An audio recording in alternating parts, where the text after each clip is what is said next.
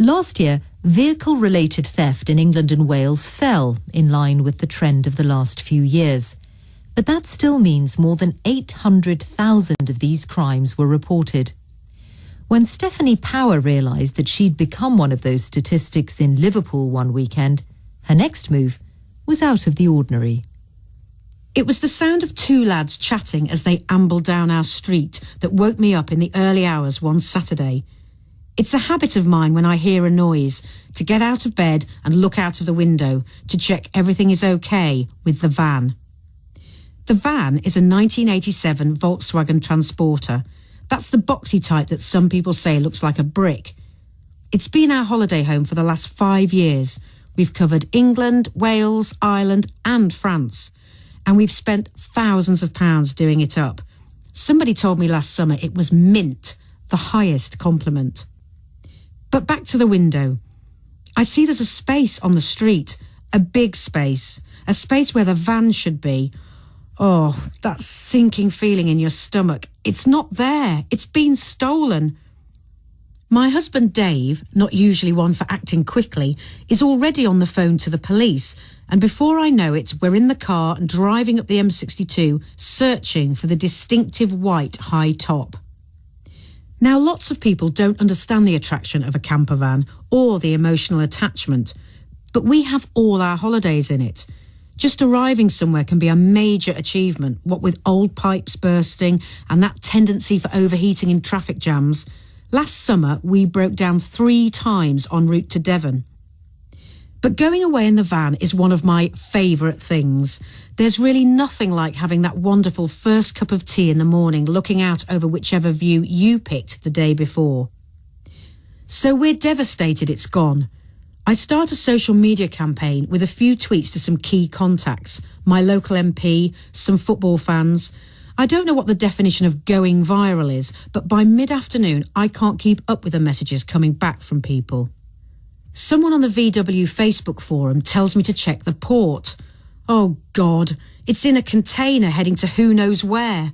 Someone else makes contact to say they've seen it on the M26. That's Kent. I call her. No, love, she tells me, the M62 heading towards Hull. I ring the ports police at Liverpool Docks. The woman there is calm, rational and helpful. Try the estate, she says.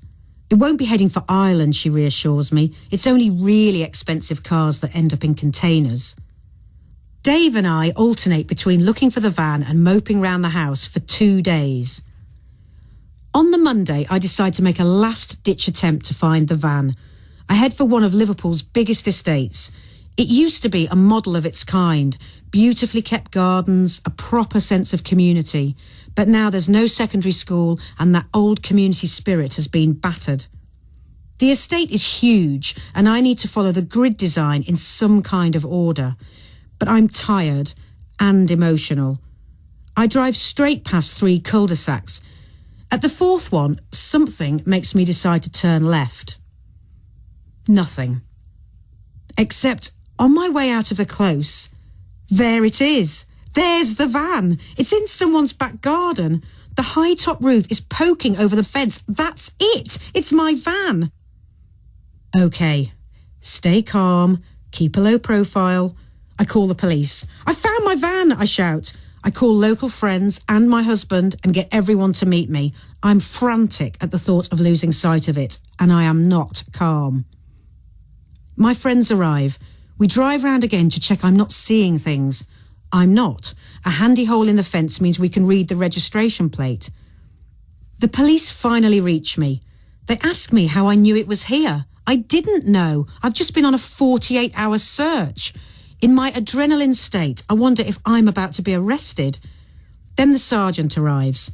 He tells me I should be on the force. I say I'll settle for nothing less than freedom of the city. The police spend hours in the house discovering other stolen goods. Apparently, this place wasn't on their radar until I showed up with my excellent detective skills. Over the next few days, we get our belongings back. Sleeping bags, camping chairs, a beautifully painted enamel teapot, and of course, the van. Hardly damaged apart from a broken window and a wrecked steering column. We're oddly grateful because so many other classic vehicles can end up as burnt-out shells. It's all fixed up now and we're back on the road. So, if you see us over the summer, give us a wave. Crime buster Stephanie Power bringing to a close this edition of From Our Home Correspondent.